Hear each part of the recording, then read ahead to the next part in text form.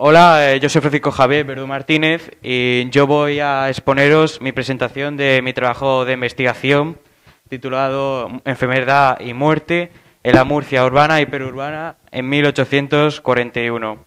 Este trabajo lo hice conjuntamente con mi hermana Victoria Verdú Martínez. La presentación estará dispuesta en los siguientes apartados.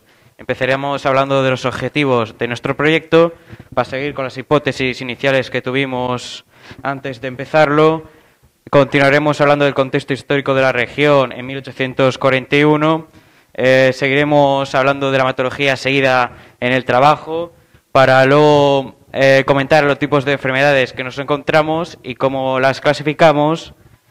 Más tarde hablaremos de los fallecimientos por estrato social, ya sea alto, bajo o medio, y concluiremos hablando de los resultados obtenidos, de los datos, y también comprobaremos las hipótesis que enunciamos en un principio. El objetivo principal de este trabajo es investigar las principales causas de muerte en el núcleo poblacional de Murcia en 1841 y también su posible origen según su contexto histórico y social. Estas son algunas de nuestras hipótesis que pensamos y más adelante veremos si son acertadas o no lo son. Ahora me gustaría que conociéramos el contexto histórico de Murcia en este periodo del año estudiado. Murcia en este periodo estaba dividido en dos provincias, Albacete y Murcia. Esta división provincial de España fue propuesta por Javier de Burgos en 1833. Murcia en este año carecía de cualquier competencia administrativa, menos la judicial, y también el gobierno estaba ejercido por la Diputación Provincial de Murcia. En nuestro año estudiado está dentro de la regencia de Espartero, la cual empezaría en 1840, cuando dimite la regente María Cristina de Borbón, y terminaría en 1843, cuando parte del Partido Progresista y el Partido Moderado obligaría a Espartero a irse al exilio. El Estado liberal en este periodo trató de crear un Estado fuerte y por eso estatalizó instituciones tales como las económicas, transportes y correos, y las asistenciales como educación y sanidad. Estas últimas serán ejercidas con anterioridad por la Iglesia. Hablando también de sanidad, en España había dos tipos. Una privada, que era más privado, que era la que cada persona individual tenía que cuidar su propia salud, y una que afectaba a temas colectivos, que eran como limpieza de calles o epidemias. Esto lo llevaba el Estado. Económicamente hablando, en Murcia se impuso principios librecambistas, y esto atrajo inversiones extranjeras como la inglesa, la francesa o la belga a sectores como la minería o las finanzas. También hay que destacar las desamortizaciones al clero secular, sobre todo la de Mendizábal, las cuales como objetivo tuvieron recaudar fondos para la guerra carlistas y para la deuda pública española. Todas estas desamortizaciones fueron realizadas durante la regencia de María Cristina, aunque no sería hasta el Espartero cuando serían vendidas. También en esta época, como hemos dicho con anterioridad, se estatalizó instituciones asistenciales, pero tenían un problema, sobre todo por los fondos de estas, para el mantenimiento de estas, porque no era dinero líquido, sino propiedades y tierras, y porque había una carencia de profesionales cualificados para realizar estas funciones. Un ejemplo de todo esto sería el Instituto Alfonso X en Murcia, el cual tuvo dificultades entre 1837 y 1857, sobre todo por lo que hemos dicho, por problemas con las fuentes de ingresos y por la situación de indefinición y pugna social. Indefinición porque entre la regencia de María Cristina y la de Espartero hubo como un periodo de vacío de poder, y pugna social porque el instituto era considerado como un símbolo liberal, y los más conservadores no lo miraban con buenos ojos. También me gustaría destacar en esta época la población donde estaba situada la población de Murcia. Había un total de 55.500 habitantes, casi 23.000 de ellos vivían en núcleos urbanos, casi 27.000 en la huerta y solamente unos 6.000 habitantes vivían en el campo. Este año hubo un total de 1.352 defunciones, casi el 2,5% de los habitantes. Hemos elegido también este año, hay que destacarlo porque en este año se produjo un registro civil provisional, el cual sería precedente para el actual. Este fue primero estatal, ya que los anteriores realizaba la Iglesia, y fue todo gracias a la labor de Manuel Cortina, el cual, publicando un decreto en la Gaceta de Madrid, reconoció los errores anteriores y también propuso que los municipios que no pudiesen solventar, mantener un registro civil propio, que lo hiciera esta labor, la siguiera haciendo la Iglesia. Terminando ya el contexto histórico de nuestro trabajo, me gustaría seguir con la metodología del mismo. Para recoger los datos históricos, hemos buscado en el Archivo Municipal de Murcia, en la página oficial, para mirar los archivos de defunción. También fuimos allí presencialmente para obtener el padrón de Murcia en este año. La muestra trabajada serían las fichas de defunción, las cuales cogimos un total de 41%, una muestra que creemos que es bastante válida, y también la fuimos cogiendo de manera intercalada para evitar un sesgo relacionado con las estaciones. Luego pasamos todo esto a datos para su posterior análisis cuantitativo a Excel, y para cualitativo pues buscamos el contexto histórico que antes hemos mencionado. Aquí podemos ver una ficha de función de la cual me gustaría destacar cómo la analizamos. Teníamos que decir quién había muerto, de dónde era natural, su edad, su estado, si tenía profesión, de qué enfermedad o causa murió, si hizo testamento, dónde vivía y dónde fue enterrada. En este caso se llamaba Josefa Carrión, nació en Murcia, tenía 90 años, era viuda, murió de calenturas, no hizo testamento, vivía en Esparragal y fue enterrada en el cementerio de Murcia. En caso de una vez también tendríamos que decir los padres, si su nombre, dónde nacieron, su profesión. Esto último es bastante importante, ya que para saber el estrato social no hemos fijado la profesión, y los niños eran muy jóvenes para tener profesión y las mujeres en general no tenían. Por eso teníamos que fijarnos en los padres, pero en este caso son desconocidos. Luego, las causas de muerte sacadas, la pensamos, como era una muestra demasiado elevada, pensamos en clasificarlas, pero no nos convenció ni la clasificación de Bertillon ni la actual del CREM.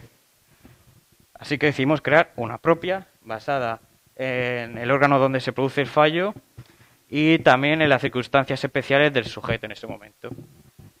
Según la locación orgánica, me gustaría destacar que en el sistema nervioso se encuentra la alferecía, la principal causa de muerte singular. Y también me gustaría destacar en el sistema nervioso, en el aparato circulatorio, el dolor de costado, la cual es como una enfermedad cajón desastre, que era una enfermedad poco precisa y que nosotros hemos deducido que se trataba de un infarto. Luego, hablando según los elementos externos del sujeto, me gustaría destacar que en el puerperio o problema derivado del parto no hubo tantos muertos como nosotros creíamos, solo un total de 9 personas. Y también me gustaría explicar las causas inespecíficas, las que no tenían médico, porque el médico no está presente, las que no había una definición clara, las que estaban en blanco, las que directamente se desconocía y las que nos resultó ilegible, que estas eran un total de 4. Luego, como hemos dicho antes, que queríamos saber su origen según un contexto histórico-social, y para el contexto social clasificamos las profesiones que veíamos en la ficha de función, ya sea de los padres o del difunto, en diferentes estratos. Le hemos clasificado pensando en la importancia de estas o el dinero que ganaban cada uno. Aquí tenemos otras 28 profesiones que pertenecían al estrato social medio. Aquí, para terminar, me gustaría hablar de las 41 profesiones que había del estrato social bajo. Hubo un total de 20 muertos pertenecientes a lo que denominamos el estrato social alto, lo que consideramos. Un total de 165 del medio y del bajo, la mayoría siendo 276. 92 de estos, de difuntos, ignoramos su estado, su estrato social, y por eso no lo hemos contado en esta tabla. Luego, terminando y hablando de las conclusiones, me gustaría destacar que la diferencia entre hombres y mujeres, aunque a las mujeres morían un poco más, no era tan significativa como creíamos. Luego, según la causa de muerte, podemos ver que la principal causa de muerte fueron las relacionadas con las infecciones y la segunda, el sistema nervioso, donde entra aquí la alferecía, siendo la causa singular de muerte más común. Hablando del número de muertos durante las estaciones, vemos que no era tan significativo, aunque sí vemos que ligeramente superior en otoño. El estado civil vemos que casi la mitad de ellos son desconocidos debido a que eran muchos muy menores para tener un estado civil propio. Como vemos, relacionándolo con esto, como vemos, la mayoría que murieron eran menores de 29 años. Para terminar, me gustaría destacar que la mayoría de hipótesis que tuvimos estuvieron en lo cierto, menos en la segunda, en donde enunciamos que la mortalidad de las mujeres era mayor que la de los varones debido a problemas del parto y del sobreparto, como hemos visto. Sí que es superior, pero no es significativo. Y los problemas con el parto solo hemos encontrado un total de 9 defunciones de la muestra que analizamos. Y bueno, gracias por su atención. Me dispongo al tribunal a que me haga las preguntas que crean necesarias.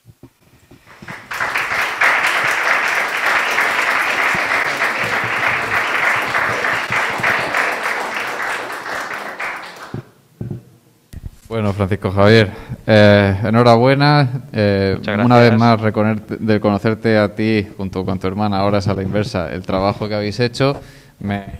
Me consta, porque además algo me ha explicado Jorge al respecto, que es un trabajo laborioso, el hecho sobre todo de acudir a los registros, tratar con documentos que no se pueden apenas leer o que están además escritos con un lenguaje que es distinto intrínsecamente, ¿vale? Con lo cual, eso es algo que nosotros valoramos, específicamente yo, y que además tiene su interés por lo que le había comentado a tu hermana, ¿no? El hecho de cómo ver cosas del pasado nos ayuda a valorar más lo que tenemos el presente y que a partir de estudiar el pasado y de ver el pasado lo comprendemos mejor también. Antes he hecho una pregunta que era con respecto al año, ¿no? He dicho, ¿por qué 1841? Y me explico. Esa pregunta la he hecho porque, como bien argumentabais a lo largo del documento, es el año en el que se establece el registro civil más o menos tal y como, no tal y como lo conocemos, pero vamos, el paso previo a lo que conocemos hoy en día. Sí, hubo un precedente de él. Correcto. Y entonces la pregunta que yo tengo es, ¿creéis que si hubieses escogido un año posterior, es decir, no sé, por decir uno al azar, 1850, ¿creéis que los datos serían tendrían más nivel de detalle o serían más fidedignos simplemente por el hecho de que el registro ya llevaría algunos años consolidado? Pues no sé qué decir, pero creo que tampoco cambiaría demasiado, ya que individualmente los médicos no estaban muy preparados en esa época. Sobre todo en España, que económicamente estaba muy por detrás de las potencias europeas.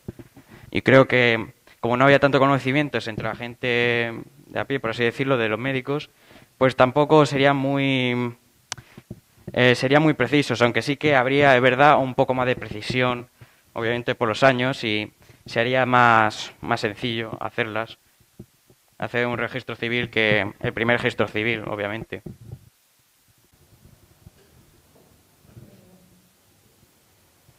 Francisco Javier, enhorabuena, lo has explicado, resumen rápido de todo el trabajo tan exhaustivo de estudio de datos de hace tantos años, y yo ahora simplemente se sale a lo mejor de lo que estudiamos generalmente en las materias, en el día a día de estudiar. Entonces, aquí, ¿qué es lo que más te ha gustado en este trabajo? Situar el contexto histórico, el buscar documentación y a la misma vez, ¿te puede gustar o no? ¿O qué ha sido más trabajoso?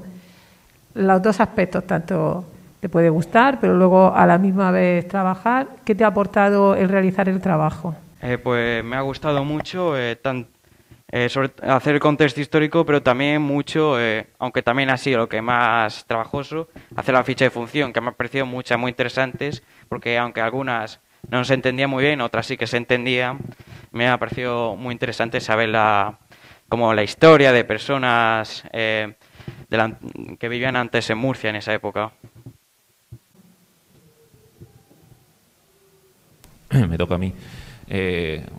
Lo puedes decir claramente, el análisis de fichas en algunos casos puede ser un poco tedioso y, sí. Y a veces se puede llevar. Estuvimos en el verano haciendo muchas. Pero ahí está el valorar el trabajo, es decir, cuando tenemos los datos históricos y tenemos la historia más allá de los reyes y las batallas, etcétera, etcétera, y las constituciones, hay un gran trabajo detrás que es de hormiguita y de ir recopilando. Entonces, bueno, darte la enhorabuena, has hecho una exposición magnífica, clara. Muchas gracias. Has resumido mucho en poco tiempo, pero ha quedado muy claro. Insisto en la importancia del tema y del manejo de fuentes primarias, en este caso, para el conocimiento de la historia, que como se puede ver es fundamental, porque, por ejemplo, la historia de la medicina, o sea, si no sabemos de qué punto partimos, no sabemos...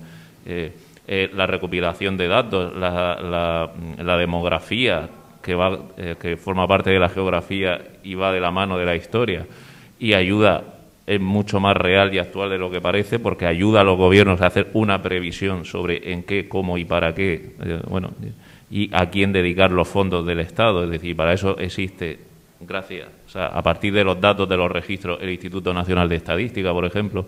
Es decir, todo es una maquinaria, un engranaje. Entonces, si tú has hecho este trabajo y parece que te ha gustado, mi pregunta es, ¿has sentido una atracción hacia la historia y a continuar la línea que has abierto o el campo que has abierto en tu vida, o con esto te das por satisfecho? No es una pregunta para pillar ni nada, simplemente es curiosidad y ya está. Puede ser todo lo sincero que quieras, que no va a haber. La verdad no lo sé, siempre me ha gustado la historia desde mucho y no sé si dedicarme a esto, pero también tengo otras pasiones por ahí y estoy un poco indeciso en qué hacer en un futuro, aunque la historia obviamente es un posible camino que pueda tomar en un futuro.